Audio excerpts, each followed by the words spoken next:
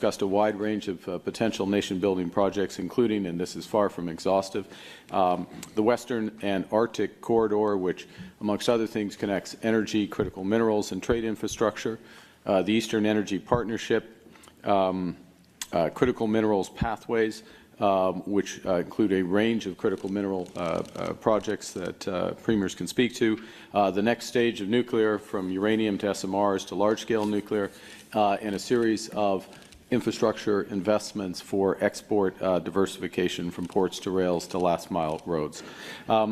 All First Ministers agreed that Indigenous partnerships and equity will be central to success. And upcoming federal legislation will mandate both meaningful consultation with Indigenous peoples, both during the process of determining which projects are in the national interest and developing the conditions for each project. The goal here is to get projects built faster so we can create more high-paying careers and greater prosperity for all Canadians. We have an incredible group of premiers. We are united. We're going to move this country forward, the likes of which this country's never seen before. And how we're going to do this is making sure that we don't have federal duplication. As the Prime Minister said, let's get it done quick, fast, immediate, and that's exactly what we're going to do. Let's not forget that President Trump has declared an economic war on every single business, every single person in this country. And we need to do everything we can to fight against him. Again, what the Prime Minister said, and I agree, an illegal trade war. And I think the President's going to have a rude awakening. We're going to unleash our strengths, and that's, be it mining, the pipelines across the country, infrastructure, roads, bridges, highways, and specifically the road to the Ring of Fire. We're willing to work with the federal government on addressing some of the issues that are going to stand in the way of creating the environment for private investment. It doesn't help you to build a pipeline to the West Coast if there's a tanker ban. It becomes difficult to expand your natural gas market if you've got net zero power regs that are requiring it to be phased out by 2035.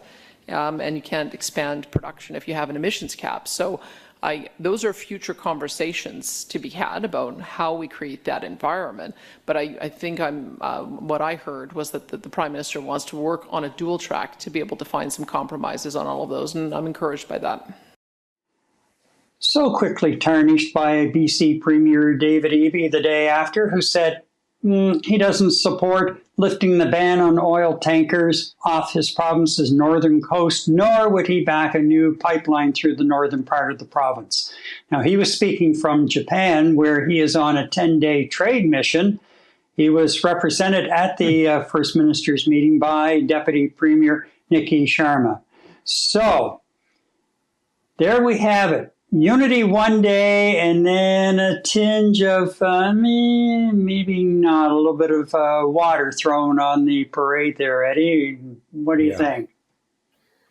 Well, I mean, first of all, just the entire exercise of the Prime Minister Premier meeting of the provinces and the territories, you know, just the language and just the body posturing, and in most part, the enthusiasm expressed by everyone in attendance was, I tell you, quite honestly, for me, it was very uplifting, you know, considering the difficult times we've been living in lately, and post-election. And, you know, this is Prime Minister Carney's first major exercise above and beyond opening up Parliament, having the King open the throne, going through his first sessions in Parliament. I mean, he did a bang-up job in terms of rallying the troops. And you know what? Although, you know, you're looking at Premier Smith, who's been pretty much cautiously optimistic in her language and what she's been saying prior to this. What she said is extremely positive, I'd say. I mean, there's nothing written in stone or anything like that, but she seems to be pretty optimistic with what's been going on. You have Premier Ford, I mean, talk about being upbeat. I mean, he's as conservative as they come, but talk about being upbeat and really doing what needs to be done above and beyond provincial requirements to get it done for Canada. And he was very, very clear on that. You don't have although unfortunately we don't have the clip from Quebec, but even in French, as Legault was speaking, I mean, he was very clear that this is a Quebec and a Canada thing and a Canada Quebec thing. And you know what, Gary? At the end of the day, you can't be batting 1,000 all the time. Okay, so you know what, David Eby, I think he was. Basically, I don't think he said, hell no, don't bother me anymore. I think what he's done is he's left the door open for more discussion and dialogue because, look, his position in British Columbia is extremely important because that's the gateway to the Pacific in terms of getting oil and gas exports out there. And you know what? British Columbia is as pristine as you can possibly get in terms of an environment in the country, or let alone in most parts of the world. So I think he has to be protective of it. His constituents are very protective of nature there, and you just can't ignore it. But I don't think it's a hell no, leave me alone. Hell no, let's have some more discussion about this. And look, Premier Smith is absolutely right. We can't sell any oil out west, out over the Pacific Rim to our Asian partners if you can't get the tankers in and out of British Columbia that's going to transport the Alberta crude. So there's a lot of work to be done. You know what? Call it 12 out of 13. Let's call it 12 and a half out of 13 premiers are on board with this. And the other half is they have to continue working with David Eby. And I know the other premiers and leaders have their own concerns in their back pockets, which will eventually come out. But you know what? All in all, it was very, very encouraging to see, Gary. I've never seen that type of cooperation post-meeting in more than a decade, beyond that. So it was really great to see. We do have an audience question for this segment. Do you believe the First Minister's United Front will lead to tangible progress, or are underlying regional tensions too significant to overcome? I don't think they're too significant to overcome. When we heard, one of the major stumbling blocks or perceived stumbling blocks has been Premier Danielle Smith. And she came out of that meeting very, very low key and, very encouraged by what she heard and the discussion that took place behind closed doors. And for them to come out like that from a meeting, you don't usually see it that often. There's always some kind of issue that spills over into the open, and usually at the meeting or the official communique at the end of the meeting kind of thing. It was when you watch that entire news conference on Monday following the meeting, it was there was a whole different tone. You could feel it, you could see it in the room. And with Prime Minister Carney and his direct business-like approach, which is really, from a political standpoint, what we really need in this country is a more business-like approach to all of the politics at all levels, from municipal right on through. But there certainly was a different sense. Now, we're going to touch upon this too briefly, because this is something that's, it broke after we started putting the show together, and that's the 50% tariff now on Canadian steel and aluminum, and the fact that Prime Minister Carney was very, very careful in how he worded his responses to that whole situation. And he said, we're working to arrive at an agreement, and we'll see how it goes in the next couple of days. And then we'll have a look at what sort of retaliation we will take if nothing comes out of this agreement. Today, in particular, it became very well known that both Carney and the U.S. president have been talking directly over the last few days and working on some kind of a new trade agreement, which, as a former international trade minister in the, I believe it was Trudeau government very early on, said today that when you have two leaders talking on a regular basis back and forth, that means a lot of the background work and the T's have been crossed and I's dotted on both sides. And it's strong enough that they're bringing it together to those two to finalize it and then come out with the announcement. Now, you have, as somebody said, well, you have two businessmen negotiating this deal. And I think it was a former NDP MP who was on Power Play tonight. Mm-hmm. And he said, well, we have one successful business person on the Canadian side. On the other side, the guy who went bankrupt 7 times. At least he's honest. Well, exactly. That's just it. Exactly. So I don't know. Like, there's Tony Clement, who was a minister in the Harper government, brought up a point today, too. And he said, we're not getting any information because they're saying they're not going to negotiate this deal in the media, in public. I get that. There's going to be give and take. But as he said, our sovereignty is at stake here as well, because we both know that the Oval Office, even during the first term that he was in the Oval Office, the U.S. president was pushing on things like our supply management programs, which is a real sore spot here in Quebec. If anything is, if those programs are touched in any way. And they were saved through the negotiations of the revised free trade deal with the U.S. and Mexico. But who knows what's going on now, and who knows what else as far as are we going to be perhaps forced to commit to buying some kind of U.S. military equipment as well.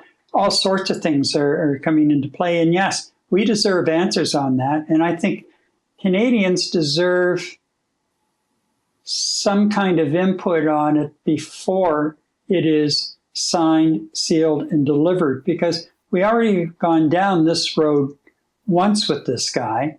Right. And it wasn't worth the paper it was written on. His signature and his word mean nothing. So why are we so quick to jump in when a number of other nations are just kind of holding back and waiting to see where some of the court action goes against some of these tariffs and the appeals of those court decisions? And as I say, they're holding back to a certain degree and not rushing in to make any kind of an announcement or sign any kind of a deal. Yeah. I think I know where the Prime Minister is coming from. He wants to get his agenda rolling, and this part of it is a real pothole in that road to get the agenda rolling, or at least what he sees as his agenda.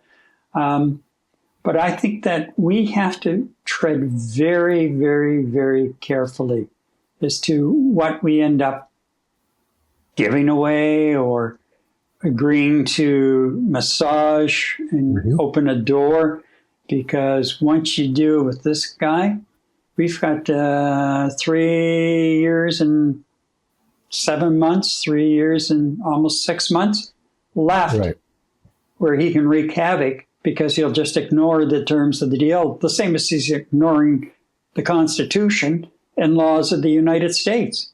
Exactly. So how do you trust him? Well, it's almost to a point where you kind of say, do you fight fire with fire? And we kind of agree with the United States that we're going to be doing A, B, and C, and then back out of it because we don't feel like it. I mean, an eye for an eye, a tooth for a tooth. I know that's not the Canadian way. Okay. So what I'm hoping is happening is, Carney is having that discussion with the American government. I think first and foremost, one of the killer tariffs that we're experiencing in Canada, the biggest of the tariffs is, of course, steel and aluminum. It's the backbone of our Rust Belt in Ontario, if you want to call it, then aluminum in Quebec, right? So, if he's looking to get some sort of concessions or some kind of agreement struck, and I don't like using the word deal because that's a Trump thing, some sort of an agreement whereby we can move forward for at least the next year, and we'll see how that goes moving forward. That's one way of approaching it. But foremost, in parallel, and I would be surprised if this was not discussed with the premiers during the last meeting with Prime Minister Carney, is in parallel, you find alternate solutions to doing business with the United States of America. So you pursue both. Number one, get that huge monkey off our back, which is those 50% tariffs. Get some concessions to that from the United States. Get a timeline on that in terms of when the next time is that we're going to be having discussions on the rest of the tariffs, and in parallel, strike deals with Asia and strike deals with Europe or any other country that wants to do fair, honest business with our country. And you're absolutely right, Gary. This is all about our sovereignty, our identity as a country, and our strength as a country. And I think it could clearly be demonstrated through our smart economics, where so far, so good. We haven't actually seen any writing on the wall yet, but I think the way they're progressing quickly but cautiously, and very tactically, if you want to say, I think is a good thing for the way things are progressing so far. And as soon as he can get this deal made for steel and aluminum, you move on to the next thing. Because look, in our back pocket, Gary, we have hydro. The United States is overwhelmingly dependent on our hydro, especially in the northeastern part of the United States. That's a back pocket trump card. And, Mr. Trump likes to talk about having cards in your pocket, right? That is a big card in our pocket. And you know what? I'm sure Mr. Ford is chomping at the bit and turning the switch off if they really piss him off. He's being very, very clear with Prime Minister Carney that we want to be able to levy aggressive sanctions against the United States as well.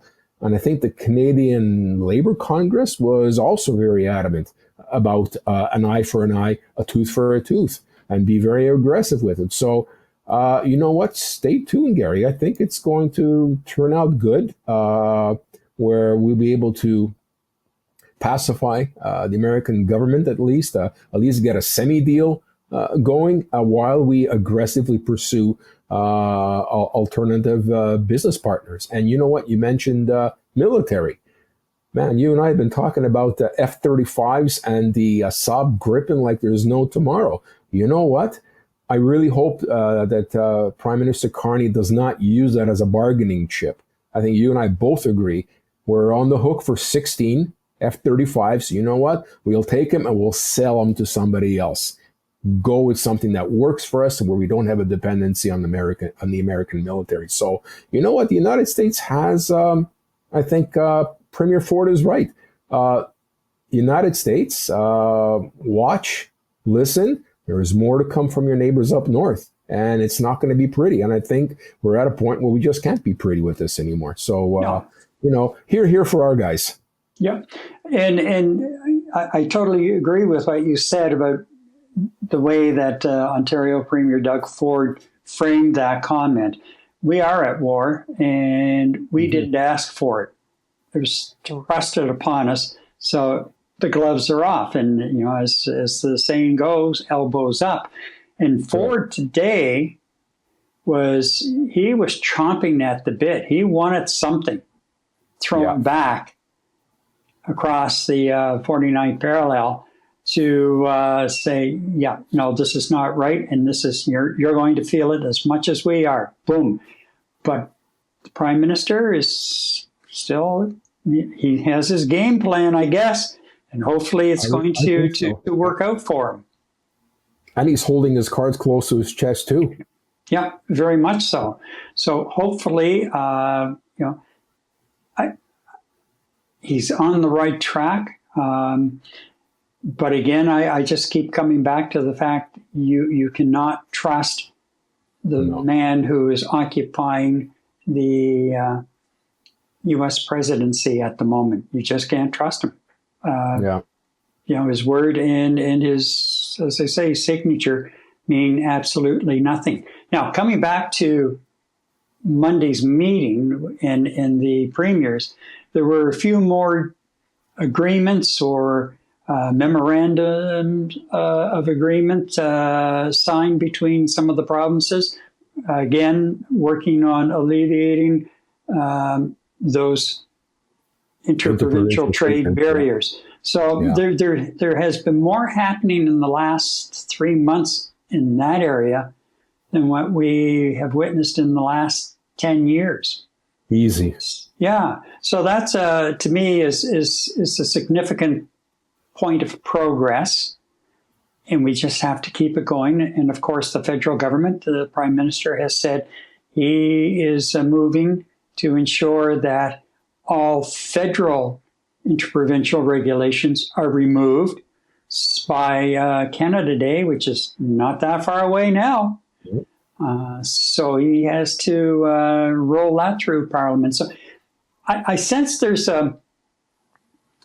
is a much more cooperative spirit among the premiers and the federal government than what we have witnessed even before the Trudeau years, where for the last decade it was not very good at all. I think you have to go back to the Harper era. I was about to say, even going back to the Harper years, there was a lot of tension and a lot of pushback and pushing around, if you will, between the premiers and the federal government at that point. So this is a whole new era that we have witnessed just with this one meeting. And